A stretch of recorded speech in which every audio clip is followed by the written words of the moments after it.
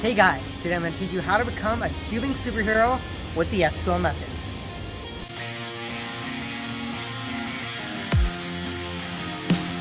Before we start solving through the F2L method, first let's learn what F2L is.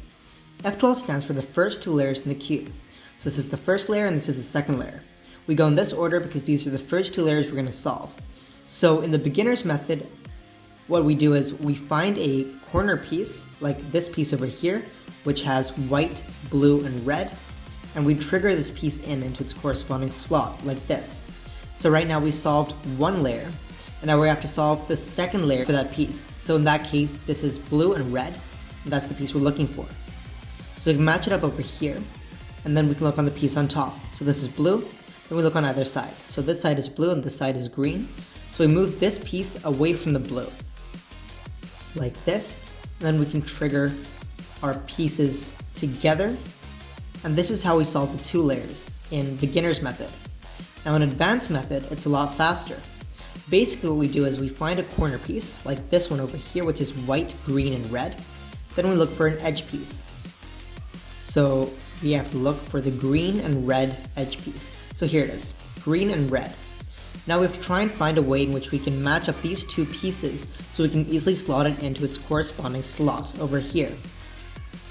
To do that, in our case, for example, over here, we can try and split these two pieces up by moving them away from each other intuitively. And then we can group them together by executing a series of moves and putting these two pieces together. Next, we can slot this in, and in one single step, we've solved this entire two layers instead of solving both layers in two different steps. Now I'm going to guide you through step by step on how we can do this in the different situations for F2L pairs. When solving by the F2L method, first you must have your white cross already solved on the cube. Only then can we solve via F2L. So in this case over here, once we solved our white cross, we're going to look around the top layer of the cube over here for any corner pieces. So here is one corner piece over here, and this is white, red, and blue. Now we have to find the edge piece, which is red and blue. So here it is, this is red and this is blue.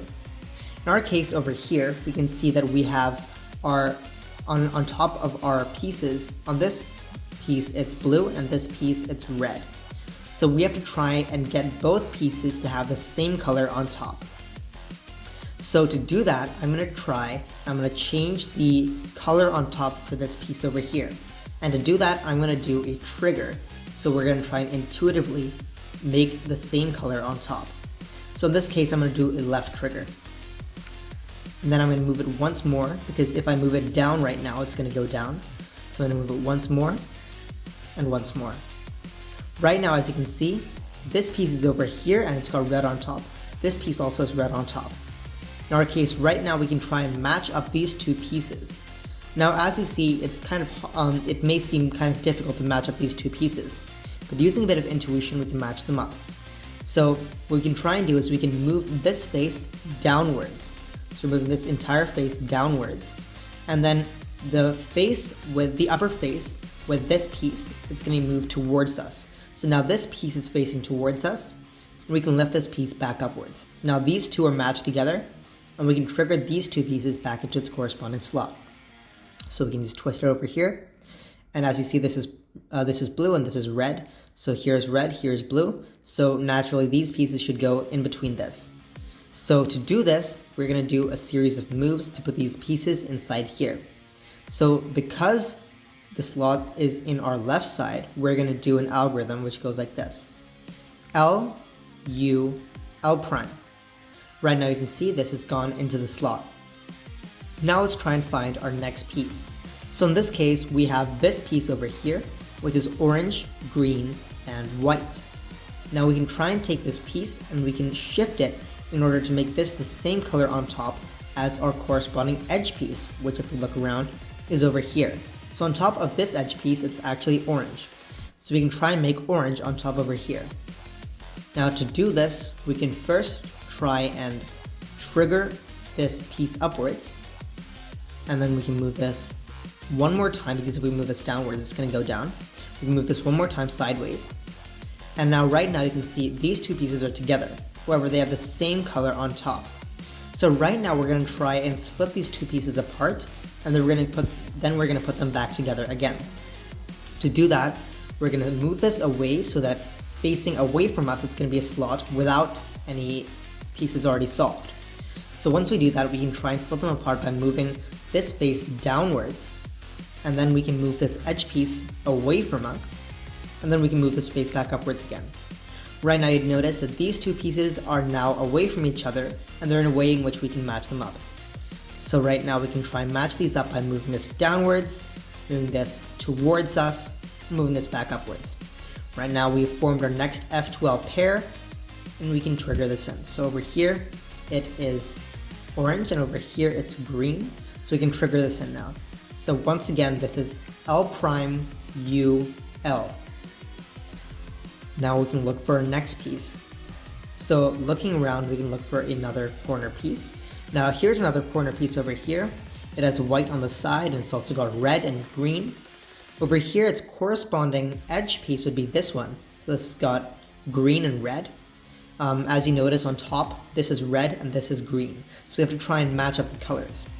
In this case, there's something really easy which we can do.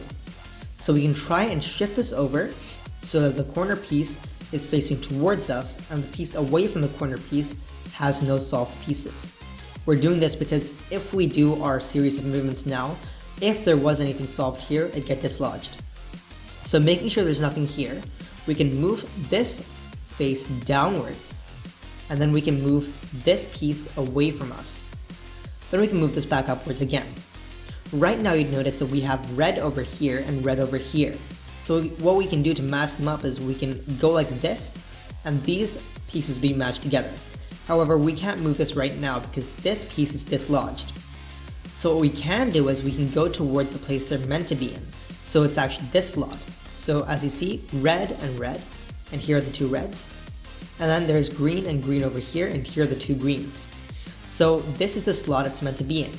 We can actually put these two pieces into the slot by simply doing our trigger from our basic method. So this is going to be R, U, R prime. Right now we actually matched up our two pieces, and in one move we put this down here.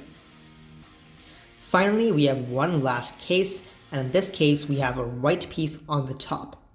Now in this case we can simply move this piece out of the way, and then we can try and see what's on the other edge piece, and we can match them together. So first, let's do a trigger to move this piece out of the way. There we go. Right now this piece is looking like this. It's got the orange, blue, and white. On the other side, we've got its corresponding edge piece, which has blue and orange. Now we have to try and move these two away from each other because we can't match them when they're so close. And then we can put them together again.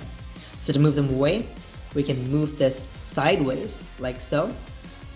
Then we can actually try and separate these pieces. Now we move this sideways because once again, there's not meant to be any pieces over here, because if there was pieces here, it'd get dislodged. So now we're going to move this face downwards. Then we're going to move this upper face away from us. We're going to move this up again. Right now you can see we have our two pieces. So here's our edge piece, blue on top, and here's our corner piece, blue on top.